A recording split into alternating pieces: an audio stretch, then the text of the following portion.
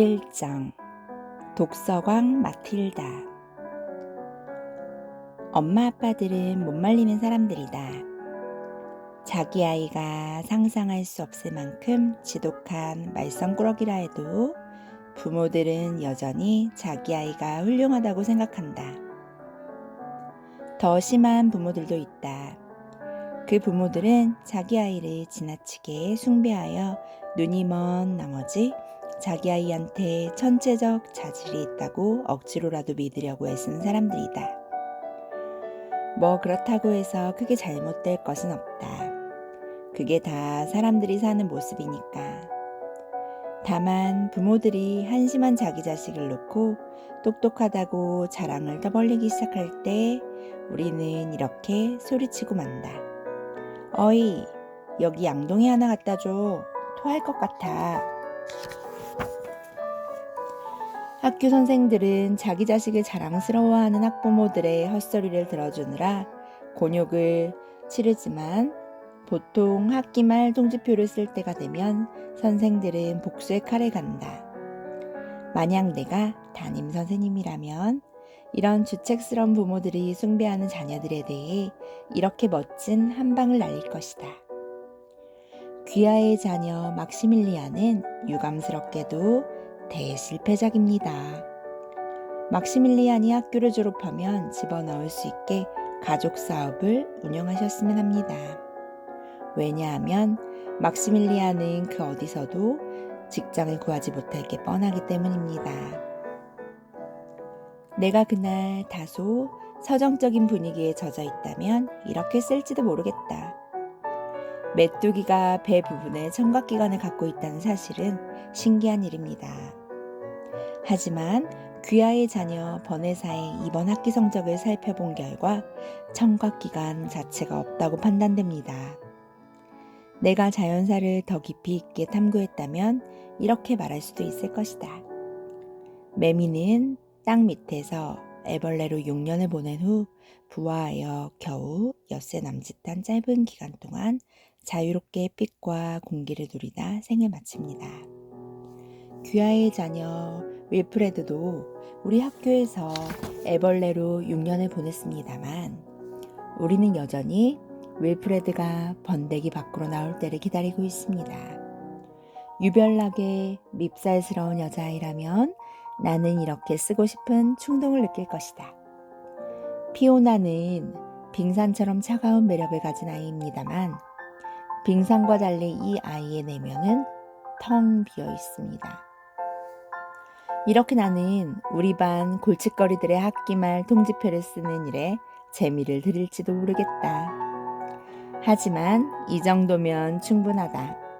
아이들과 잘 지내야 하니까. 가끔 세상에서 이런 부모와 정반대 노선을 가진 부모도 만나게 된다. 바로 자기 아이에게 전혀 관심이 없는 사람들이다. 이들은 주책바가지 숭배자들보다 훨씬 더 상황이 심각하다. 워무드 씨 부부가 바로 그런 부부였다. 워무드 씨 부부에게는 마이클이라는 아들과 마틸다라는 딸이 있는데 이들은 마틸다를 이마에 난 부스럼 딱지보다 못하게 여겼다. 알다시피 부스럼 딱지는 저절로 떨어질 때까지 건드리지 말고 참고 있어야 한다.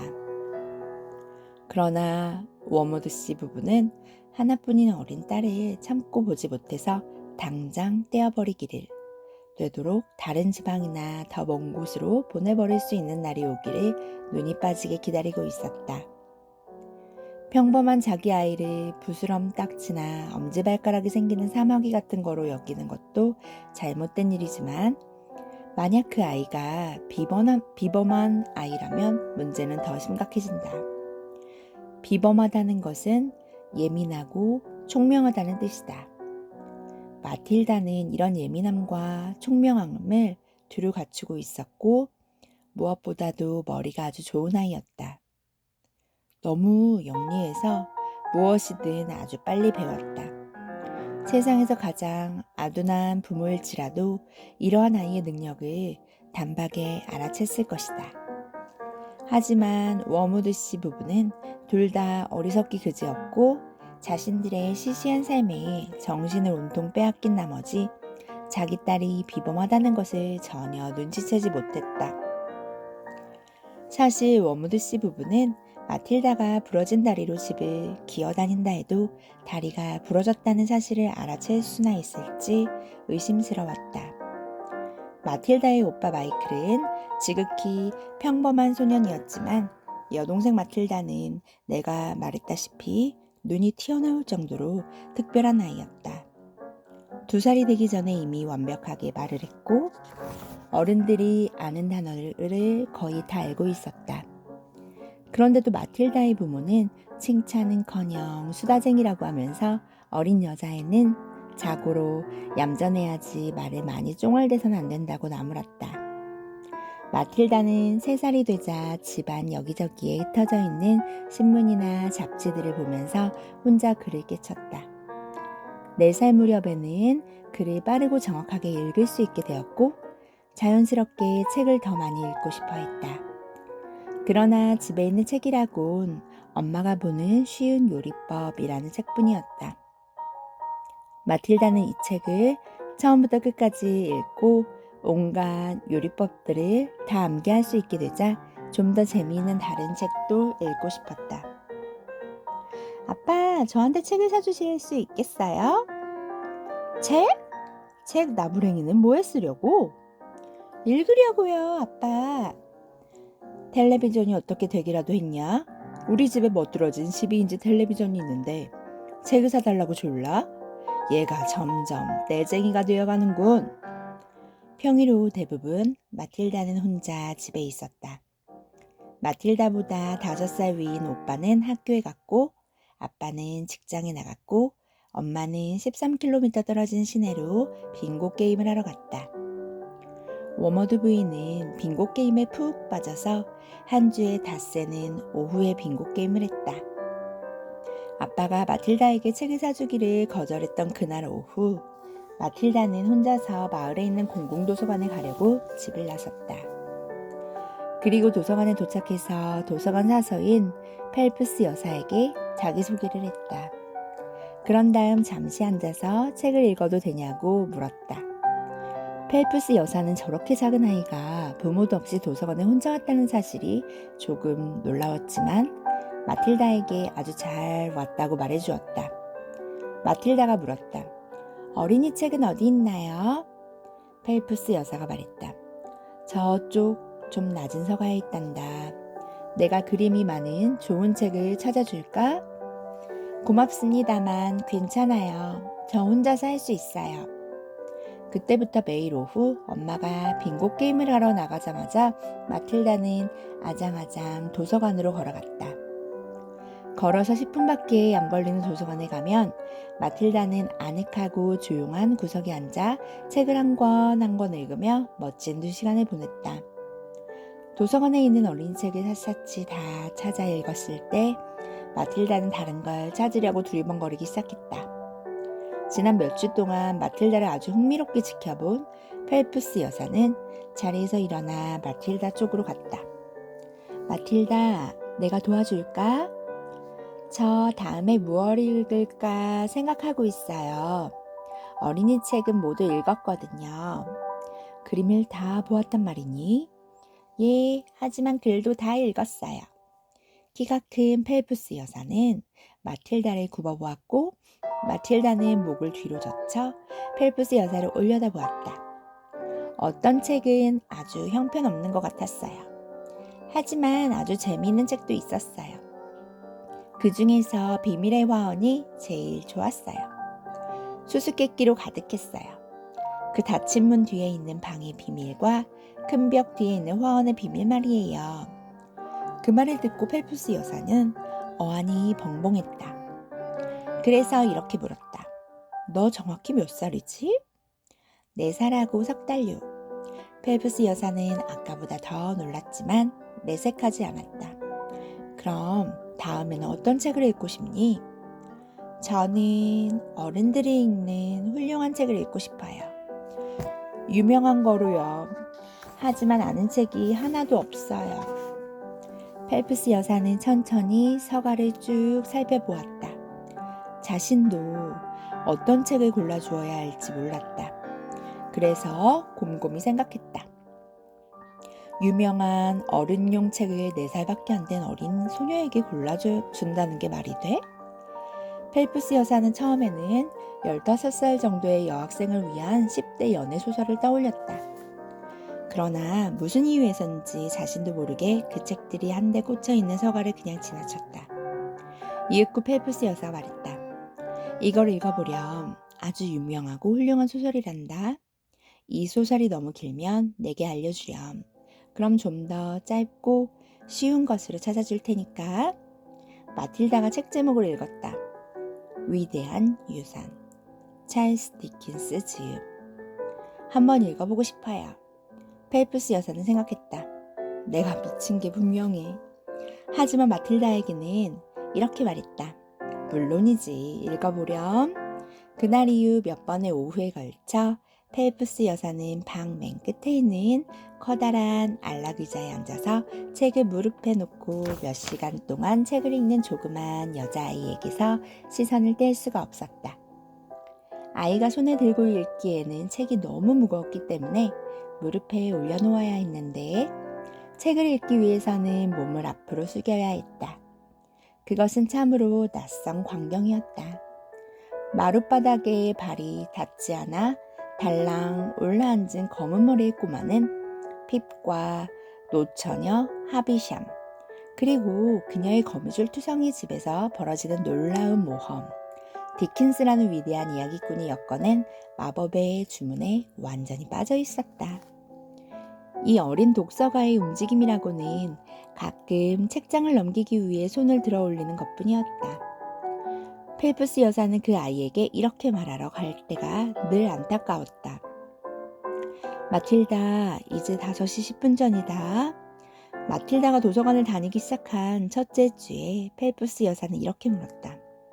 엄마가 매일 여기로 널 데려다주고 또 집으로 데려가시니? 아니요. 우리 엄마는 매일 오후에 빙고 게임을 하러 에일즈베리로 가세요.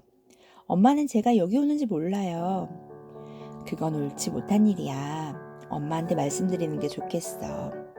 그러지 않는 편이 나아요. 엄마는 제가 책 읽는 걸 안 좋아하세요.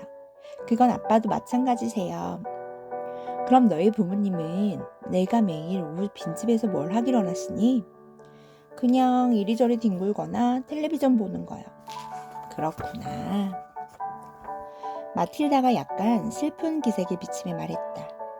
엄마는 제가 뭘 하든 전혀 신경을 쓰지 않아요. 펠프스 여사는 차들이 붐비는 중심가나 건널목을 건널 때 사고가 나면 어쩌나 하고 걱정이 되었지만 더 이상 간섭하지 않기로 했다. 마틸다는 일주일 만에 411쪽이나 되는 위대한 유산을 다 읽었다. 정말 재미있었어요. 디킨스가 쓴 다른 책은 없나요? 펠프스 여사는 기막힌 표정을 지으며 대답했다. 아주 많아. 다른 책을 골라줄까? 그 후 6개월 동안 펠프스 여사의 주의 깊고도 자애로운 배려 속에서 마틸다는 다음과 같은 책들을 읽었다. 니콜라스 니클비, 찰스 디킨스 지음, 올리버 트위스트, 찰스 디킨스 지음, 제인 에어, 샬럿 브론테 지음, 오만과 편견, 제인 오스틴 지음, 테스, 토머스 하디 지음, 지상으로 내려오다, 메리 웨브 지음, 킴, 러드야드 키플링 지음, 투명인간, H.G. 웰스 지음, 노인과 바다, 어니스트 해밍웨이 지음, 소리와 분노, 윌리엄 포크너 지음, 분노의 포도, 존 스타인백 지음, 좋은 친구들, J.B. 프리스틀리 지음, 브라이턴 록, 그레이엄 그린 지음, 동물농장, 조지 오웰 지음. 어마어마한 작품 목록이었기 때문에 펠프스 여사는 매우 놀라고 흥분했다. 그래도 완전히 자제력을 잃지 않는 것은 잘한 일이었다. 이 작은 아이가 이룩한 놀라운 업적을 목격한 사람이라면 누구든 야단법석을 떨며 동네방네 소문을 내고 싶어 안달이 났을 테지만 펠프스 여사는 그렇지 않았다. 펠프스 여사는 남의 일에 간섭하지 않는 사람이었고 남의 집 아이들 일에 간섭한다는 것은 쓸데없는 일이라는 것을 이미 잘 알고 있었다. 마틸다가 펠프스 여사에게 말했다. 해밍웨이의 작품은 이해가 안 되는 것들이 많아요. 특히 남자와 여자에 대해서요. 그래도 무척 좋았어요. 해밍웨이가 이야기를 들려주는 방식은 제가 꼭 그 일이 일어나는 장소에서 직접 보고 있는 것처럼 느끼게 해줘요. 펠프스 여사가 말했다. 훌륭한 작가는 늘 독자가 그런 기분이 들게 만들지. 그리고 내가 이해하지 못하는 부분은 걱정하지 마라. 편안히 앉아서 그 말들이 내 온몸을 촉촉이 적시게 내버려 두면 돼. 음악처럼 말이야. 그럴게요. 그렇게 하겠어요. 이거 알고 있니? 이런 공공도서관에서는 책을 집에 가져갈 수 있게 빌려준단다. 몰랐어요. 저도 빌릴 수 있을까요? 물론이지. 내가 읽고 싶은 책을 골랐으면 가지고 오렴. 내가 그 책을 기록하고 내줄게. 그러면 그 책은 2주 동안 내 것이 되는 거란다. 원하면 한 권 이상도 빌릴 수 있어. 그때부터 마틸다는 일주일에 한 번씩만 도서관에 가서 읽은 책을 돌려주고 새 책을 빌렸다. 마틸다의 작은 방은 이제 독서실이 되었고 그곳에서 마틸다는 종종 뜨거운 코코아 한 컵을 옆에다 두고서 오후 시간 대부분을 책을 읽으며 보냈다. 부엌에 있는 물건들을 꺼내기엔 마틸다의 키가 너무 작았지만 마틸다는 작은 상자를 창고에 보관해 두고 필요할 때마다 그 상자를 가져다가 그 위에 올라서서 물건을 꺼냈다. 마틸다가 주로 만들어 먹는 것은 따끈따끈한 코코아로 우유를 냄비에 데워서 코코아 가루를 타먹었다. 가끔씩 보브릴, 찐득하고 짭조름한 육가공 식품으로 보통 뜨거운 물이나 우유에 타먹는다. 보브릴과 오발틴, 우유에 타서 먹는 코코아 맛가루, 오발틴을 만들어 먹기도 했다. 오후가 되면 텅 빈 집에서 따끈한 음료를 들고 조용한 자기 방으로 올라가 책을 읽으며 곁에 있는 따끈한 코코아를 홀짝이는 것은 큰 기쁨이었다. 마틸다는 책을 통해 새로운 세계를 여행했고 아주 흥미로운 삶을 사는 놀라운 사람들을 만났다. 마틸다는 조지프 콘레드와 돛담배를 타고 항해를 떠났고 어니스트 해밍웨이와는 아프리카로 떠났으며 러드야드 키플링과는 인도를 탐험했다. 마틸다는 영국 어느 작은 마을에 있는 자신의 작은 방에 앉아서 세계 곳곳을 여행했다. 2장 위대한 중고차 사업가 워머드 씨. 마틸다의 부모는 위층에 침대방 3개와 아래층에 식당과 거실 그리고 부엌이 있는 아주 멋진 집을 소유하고 있었다. 마틸다의 아빠 워머드 씨는 중고차 판매상이었는데 사업이 썩 잘 돌아가는 것 같았다. 워머드 씨는 자랑스레 말하곤 했다. 톱밥, 이것이 내 성공의 비결 중 하나지. 이건 돈 한 푼도 안 들어가. 제재소에 가면 얼마든지 공짜로 얻을 수 있거든. 마틸다가 아빠에게 물었다. 톱밥을 어디에다 쓰려고요? 넌 몰라도 돼. 톱밥이 중고차 파는데 도움이 될 것 같지 않은데요, 아빠. 그건 내가 무식하기 이를 데 없는 멍청이라 그래. 아빠의 말은 우아함과는 거리가 멀어도 한참 멀었지만 마틸다는 거기에 익숙했다. 또한 아빠가 으스대기 좋아한다는 것도 알고 있어서 어떤 때는 낯간지러울 정도로 아빠를 부추겨주기도 했다. 공짜로 얻는 건 쓸모있게 쓸 줄 아신다니 아빠는 정말 똑똑하세요. 저도 그럴 수 있었으면 좋겠어요. 워머드 씨가 말했다. 넌 안 돼. 너무 멍청하니까. 하지만 언젠가 나를 도와 이 사업을 물려받을 내 아들 마이클에게는 기꺼이 그 비결을 말해줄 수 있지. 워머드 씨는 마틸다를 무시하고 마이클에게 몸을 돌려 말했다. 나는 늘 어떤 바보가 기어를 망가뜨릴 대로 망가뜨린 털털거리는 차를 기꺼이 사들이지. 원래 가격보다 훨씬 싸게 말이야. 그런 다음 변속기 안에 기름 묻은 톱밥을 잔뜩 섞는 거야. 그러면 그 차는 입에 넣은 사탕처럼 잘 굴러가지. 마틸다가 물었다. 그 차가 다시 덜덜거릴 때까지 얼마나 더 굴러갈까요? 워머드 씨가 씩 웃으며 말했다. 손님이 항해하러 오기 귀찮을 정도까지 멀리 가지. 한 160km 정도? 하지만 그건 정직한 일이 아니잖아요, 아빠. 그건 남을 속이는 일이에요. 정직해서 부자가 되는 사람은 없어. 손님을 속이라고 있는 거야. 워머드 씨는 코스염 아래로 앞니가 툭 튀어나온 쥐처럼 생긴 남자였다. 워머드 씨는 요란스러운 색깔의 커다란 체크무늬 재킷을 입는 걸 좋아했고 거기에다 보통 노란색이나 담록색 넥타이를 버젓이 메고 다녔다. 워머드 씨는 계속 말을 이었다. 주행거리를 예로 들면 말이야. 중고차를 사는 사람이면 누구든 그 차가 몇 킬로미터나 달렸는지를 제일 알고 싶어 하겠지. 안 그러냐? 마이클이 대답했다. 그래요. 그래서 나는 미터기에 24만 킬로미터 정도 찍힌 오래된 똥차를 싸게 사는 거야. 하지만 그 킬로수를 달린 차를 사려는 사람은 아무도 없겠지? 안 그러냐? 그리고 요즘에는 10년 전에 하듯이 미터기를 꺼내서 숫자판을 뒤로 돌리는 짓은 할 수 없어. 골치 아픈 기술자가 아니고서는 그걸 함부로 손대지 못하도록 고정되어 있거든. 그러면 이 아빠는 어떻게 하느냐? 아빠는 머리를 쓴다 이 말이야. 어떻게요? 마이클의 이야기에 완전히 빠져물었다. 아빠의 사기꾼 기질을 물려받은 모양이었다. 나는 자리에 앉아 생각했지. 미터기를 뜯지 않고서 24만 킬로미터의 주행거리를 어떻게 단 1만 킬로미터로 바꿀 수 있을까? 그만큼 오랫동안 차를 거꾸로 몰면야 그렇게 할 수 있겠지.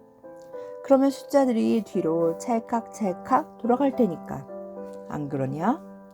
하지만 누가 그런 똥차를 뒤로 수십 킬로미터씩 운전하겠느냐 말이야. 불가능하지. 마이클이 맞장구를 쳤다. 그럼요, 불가능해요. 그래서 난 머리를 극적였지. 머리를 쓴다. 이 말이야. 너도 나처럼 훌륭한 머리를 가지고 태어났다면 그걸 써먹어야 해.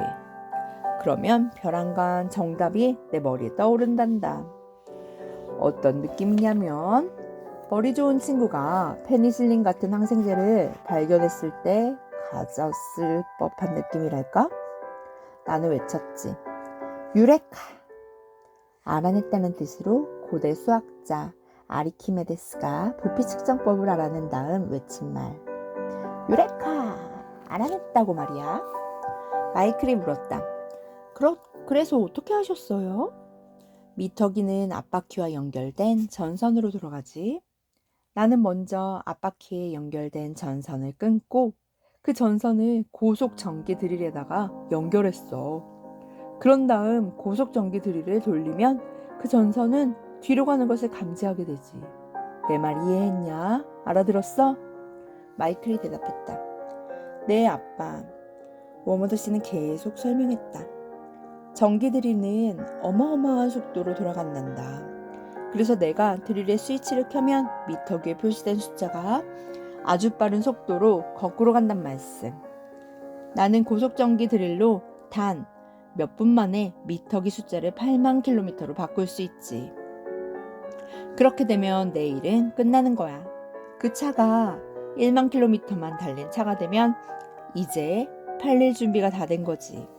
손님에게는 이렇게 말하는 거야. 이 차는 거의 새 차나 다름없습니다. 한 1만 킬로미터 겨우 뛰었을까요? 어느 늙은 부인이 물던 건데 일주일에 한 번 장 보러 갈 때만 이용했습죠 라고 말이야. 마이클이 물었다. 정말 전기 드릴로 킬로스를 거꾸로 가게 할 수 있어요? 지금 영업 비밀을 알려주는 거야. 그러니까 다른 사람들한테 말하면 안 돼. 아빠를 감옥에 보내고 싶지는 않겠지? 그렇지? 아무에게도 말하지 않을게요. 그런데 그 많은 차를 다 그렇게 해요, 아빠? 내 손을 스쳐간 차들은 모두 이 과정을 거친단다. 차를 팔려고 내놓기 전에 주행거리를 1만 킬로미터 미만으로 깎는 거야. 이 모든 걸 나 혼자 개발한 걸 생각하면 정말. 워머드 씨는 자랑스럽게 덧붙여 말했다. 이게 내가 큰 돈을 벌게 된 비결이지. 지금까지 유심히 듣고 있던 마틸다가 말했다. 하지만 아빠, 그건 톱밥보다 훨씬 더 정직하지 못한 일이에요. 역겨워요. 아빠를 믿는 사람들을 속이고 있잖아요. 그게 싫으면 이 집에서 아무것도 먹지 마. 모두 그렇게 번 돈으로 샀으니까. 마틸다가 말했다. 더러운 돈이에요. 전 싫어요. 워머드 씨의 뒷뺨이 빨갛게 달아올랐다. 워머드 씨는 고래를 고래고래 고함을 질렀다. 내가 누구라도 된다고 생각해? 감히 나한테 정직이니 뭐니 설교를 늘어놓다니. 내가 무슨 캔터베리에 있는 대주교라도 된다고 생각해? 넌 스스로 무슨 말을 짓거리는지도 모르는 무식한 땅딸보야. 말 잘했어요, 당신. 엄마가 곁에서 거들었다. 그리고 마틸다에게 이렇게 말했다. 버르장머리 없이 아빠한테 그게 무슨 말버릇이야? 우리 모두 평화롭게 텔레비전 좀 보게 그 못된 입 좀 다물어. 그들은 모두 거실 텔레비전 앞에 앉아 각자 무릎에 음식을 올려놓고 저녁을 먹고 있었다. 그 저녁은 이름하여 TV 식사라고 하는데 칸막이가 있는 얇은 알루미늄 용기에 소고기 스튜, 삶은 감자, 완두콩이 담긴 즉석식품이었다. 워머드 부인은 미국 드라마가 나오는 화면에 눈을 고정하고 음식을 우적우적 씹으며 앉아있었다. 워머드 부인은 머리카락 뿌리 끝에서 올라오는 약간의 회갈색 부분을 빼고는 온통 백금색으로 머리를 염색한 몸집이 커다란 여자였다. 화장은 진했고 쏟아져 내리는 살을 감추려고 온몸을 동여맨 듯 살이 울룩불룩 붉어져 나와 있었다. 마틸다가 물었다. 엄마, 식탁에서 저녁 먹으면 안 돼요? 책 읽으면서 먹게요. 아빠가 힐끗 보더니 떽떽거렸다. 안 돼. 저녁 식사는 하나의 가족 모임이야. 식사가 끝날 때까지는 아무도 식탁을 떠나서는 안 돼. 하지만 우린 식탁에 앉아있지 않잖아요. 한 번도 그런 적 없어요. 우린 항상 무릎 위에서 저녁 식사를 하잖아요. 텔레비전을 보면서.